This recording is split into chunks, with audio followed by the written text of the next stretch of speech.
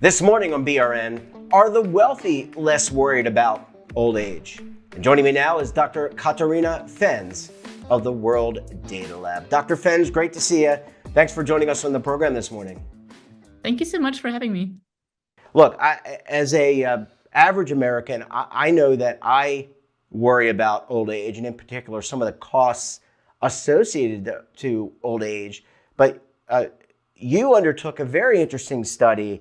And let me ask you, are the wealthy among us, whether it's here in the States or in Europe or across the world, are they less worried about old age? So that's a very good question. And I also found it very interesting to look into this. And actually, in general, the wealthy are less worried about their financial situation at old age. But still, we can see that many who are wealthy, or at least many people in wealthy countries, are still worried. So it's not a one-to-one relationship, although there is some kind of trend visible.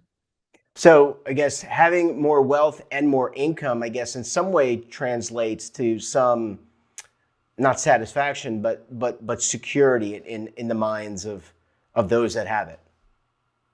Absolutely. So it definitely plays a big role in how people perceive their security and especially also their potential situation later on and their financial situation when they're in older ages. But there's a lot of other factors that also come into play and that do seem to play a relevant role.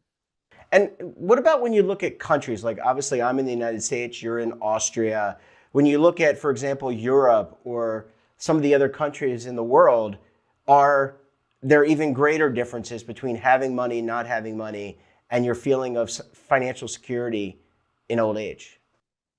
Definitely, yeah. So we can see that the countries with the highest rates of insecurity for financial situation in old age are actually the poorest countries of the world. There's many African countries where poverty rates are high and people are really worried, or like 90% of the people are worried.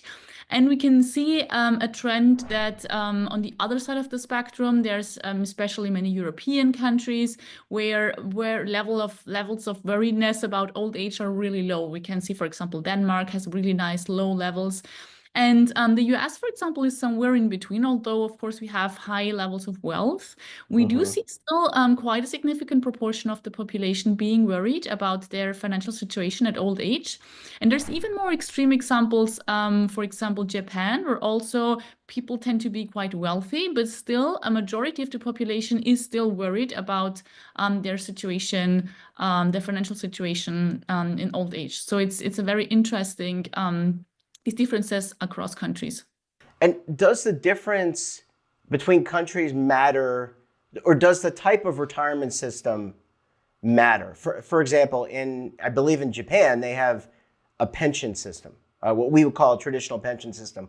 Whereas here in the US and maybe some other parts of the world, we have a defined contribution system where we're all responsible in some way, shape, or form for a portion of our retirement.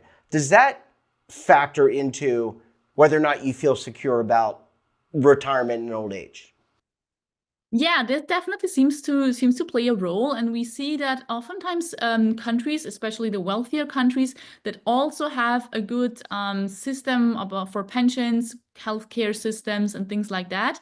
They do seem to have lower rates of people being worried.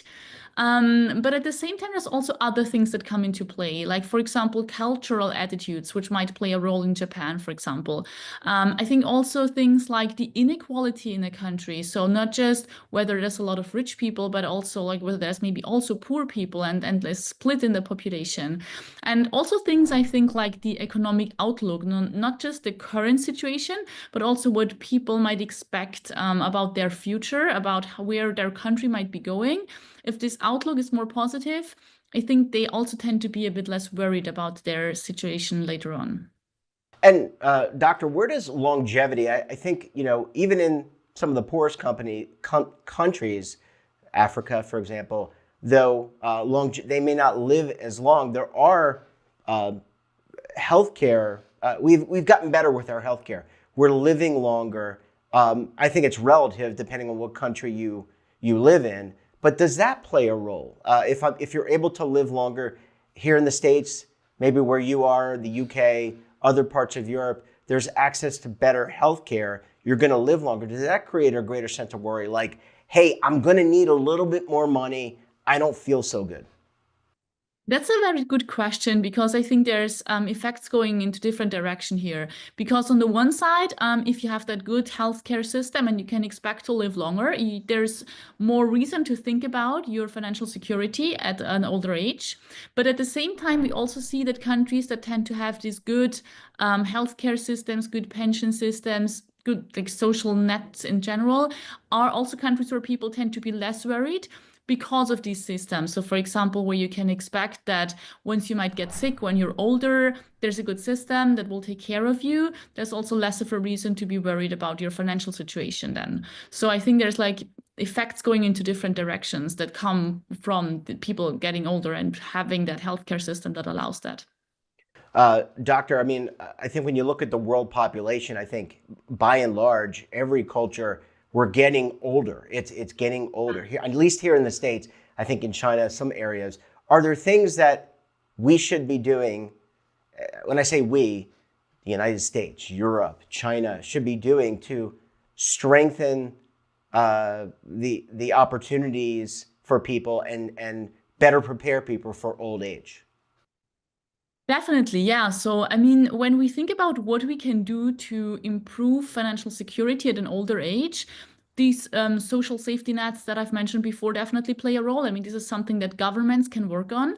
But I think there's also other aspects, like, for example, promoting financial literacy, which is important in poor, but also in wealthy countries. There's also in wealthy countries people who just don't really know how to go about with their money, what they can do, how they can maybe save some money best, or how to invest, and things like that. I think can help with also making people feel more secure about their financial situation at an older age.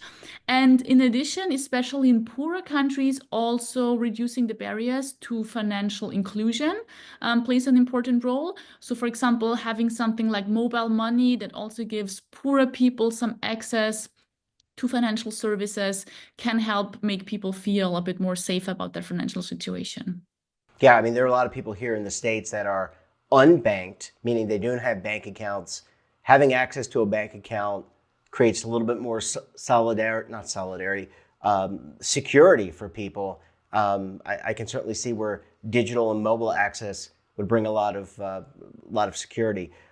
You mentioned financial literacy, doctor. Here in the States, there's a big initiative in the United States for the states to offer financial literacy education.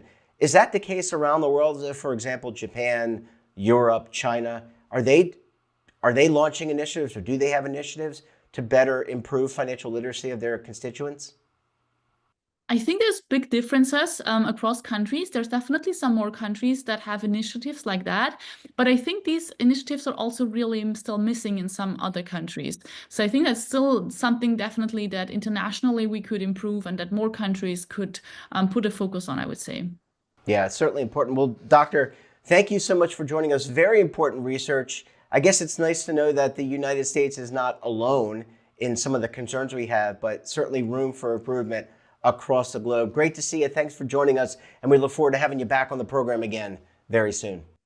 Thanks so much for having me. And don't forget to subscribe to our daily newsletter, The Morning Pulse, for all the news in one place. Details, of course, at our website. And your subscription helps underwrite all the great BRN content. And we're back again tomorrow for another edition of BRN. Until then, I'm Jeff Snyder. Stay safe, keep on saving, and don't forget, roll with the changes.